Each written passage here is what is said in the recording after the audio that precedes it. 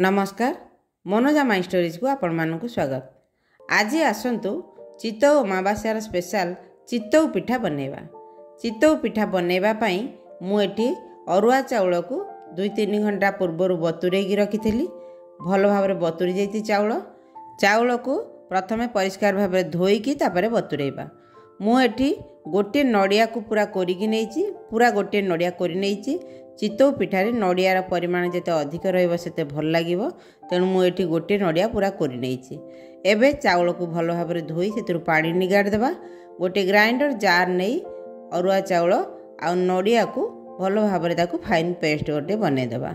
चितौ पिठारे नड़ियार परिमाण अधिक रहिले पिठा बेसी नरम हम आउ भारी सुआदिया लगे। तेणु चितौरे नड़ियार परिमाण टे अधिक रखिए। एबे टे पानी देई ताकू भल भाव चाउल आ नड़िया को भल भाव बाटिदेवा। देखु ये भाव पेस्ट आमर पूरा फाइन पेस्ट हो जाए। चितौ आण को गोटे बाउल को काढ़ीदेवा।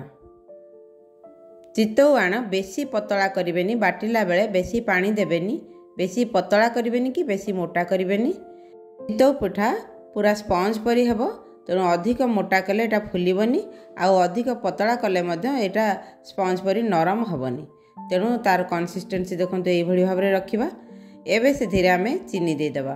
आपण निज स्वाद अनुसार से चीनी पकाइबे। मुझे 2 चम्मच चीनी नौची। चीनीर दाना गुड़िक जेहेतु मिसापी टाइम लगे तेणु भल भाव फेंटा। चीनी बदल में आपण सुगार पाउडर व्यवहार करेंगे, जल्दी मिसीज। तेणु चीनी पकई सारापर भल भाव मिसईदेवा। तापर से स्वाद अनुसार लुण देदेबा। ताकू भल भाव मिसईदेवा।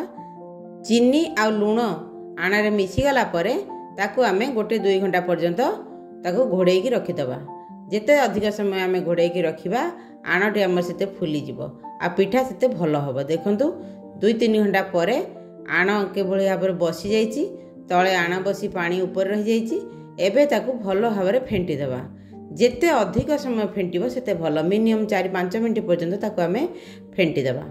साधारणतः चितौ अमावास्यार चितौ पिठा बना जाए, किंतु वर्षर जेकोसी समय आपण चितौ पिठा बनईकी खाई परिबे। एबे आमे सेथिरे क्षीर देदेबा। क्षीर देले चितौ पिठा नरम होता है आउ तार स्वाद बहुगुणित हो जाए। चितौ पिठा बनईबार मिनिमम 3टी ट्रिक निश्चय मन रखिए आपण।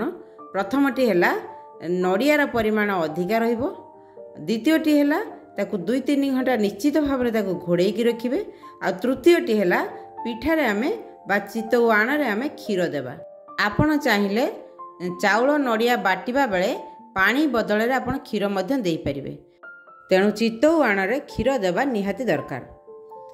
एबे आमे गैस रे कड़ाई बसई, कड़ाई गरम हो गले सेथरे टिके तेल पकईदेवा। चितौ पिठारे तेलर आवश्यकता नहीं, किंतु प्रथम थर आमे तेल मारिबा दरकार। तापरे जेते पिठा कले मध्य सेथरे आउ तेल देवा दरकार नहीं, कारण नड़ियारू तेल बाहरे। तेणु तेल गरम हो गला पर से गोटे चम्मच चितौ आण को दे ताको घोड़े देवा। गैस को पूरा लो फ्लेम रे रखिबा। आदो मीडियम किंबा हाई करबानी, लो फ्लेम रे ही गैस को रखिबा। 2 मिनिट पर देखो पिठा आमर पूरा हो जाइए।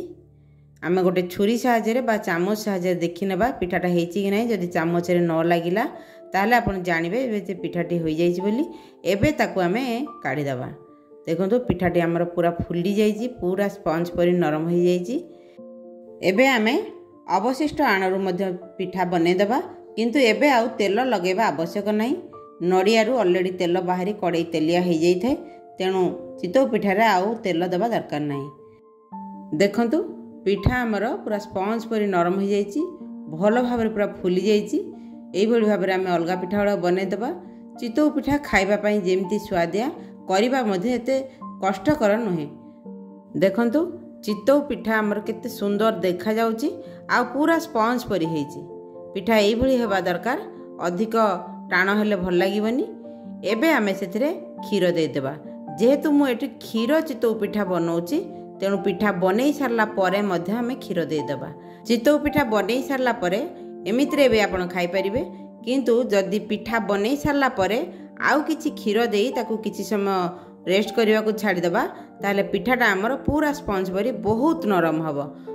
এইଭଳି ପ୍ରୋସେସ୍ରେ ଆପଣ ଘରେ ଚିତଉ ପିଠା ନିଶ୍ଚୟ ବନାନ୍ତୁ। ଦେଖିବେ ପିଠା ଆପଣଙ୍କର କେତେ ସ୍ୱାଦିଷ୍ଟ ଆଉ କେତେ ନରମ ହେଉଛି। ଏବେ ମୁଁ ଚାମଚ ସାହାଯ୍ୟରେ ଆପଣଙ୍କୁ କାଟିକି ଦେଖାଉଛି ପିଠାଟି କେତେ ନରମ ହେଇଯାଇଛି। ଗାଁ ମାନଙ୍କରେ ଗୋଟେ ଲୋକ କଥା ଅଛି, ଚିତଉ ଅମାବାସ୍ୟାରେ ଯଦି ଚିତଉ ପିଠା ବନେଇ ଧାନ ବିଲରେ ପକାଇ ଦିଆଯାଏ, ତେବେ ବର୍ଷା ଦିନେ ଧାନ ବିଲରେ ଯେଉଁ କଙ୍କଡ଼ା ସବୁ ହୋଇଥାନ୍ତି ସେମାନେ ଆଉ ଚାଷୀର ଗୋଡ଼କୁ କାମୁଡ଼ି ନଥାନ୍ତି। ତେବେ କାହାଣୀ ଆଉ ଲୋକ କଥା ତ ସବୁବେଳେ ସୁନ୍ଦର ଲାଗେ ଶୁଣିବା ପାଇଁକା, କିନ୍ତୁ ଦେଖନ୍ତୁ ଚିତଉ ପିଠା କେତେ ସୁନ୍ଦର ଭାବରେ ଆମର ତିଆରି ହୋଇଗଲା। ଆଶା କରେ ଭିଡ଼ିଓଟି ଆପଣମାନଙ୍କୁ ନିଶ୍ଚୟ ଭଲ ଲାଗିଥିବ ବୋଲି। ଭିଡ଼ିଓଟି ଭଲ ଲାଗିଥିଲେ ଲାଇକ୍ ସେୟାର କରିବାକୁ ଭୁଲିବେନି। ଯଦି ପ୍ରଥମ ଥର ମୋ ଚ୍ୟାନେଲଟିକୁ ଦେଖୁଛନ୍ତି ତେବେ ମନୋଜା ମାଇ ଷ୍ଟୋରିଜକୁ ସବସ୍କ୍ରାଇବ୍ କରିଦିଅନ୍ତୁ। ରହୁଛି, ନମସ୍କାର।